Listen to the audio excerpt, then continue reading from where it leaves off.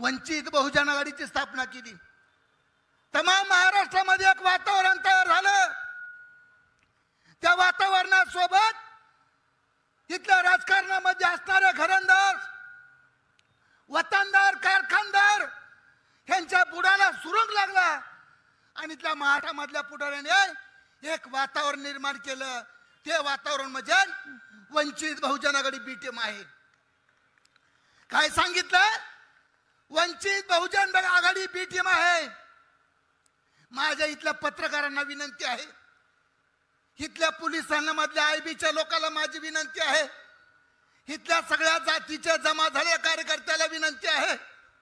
आता शरद पवारचे दोन पक्ष आहेत, एक पक्ष काँग्रेस सोबत आहे आणि दुसरा पक्ष भाजप सोबत आहे। आता दोघ जण एकत्र येणार। मित्रांनो, खरं सांगा, आता भाजपच्या बी टीमचा कॅप्टन कोण आहे? शरद पवार।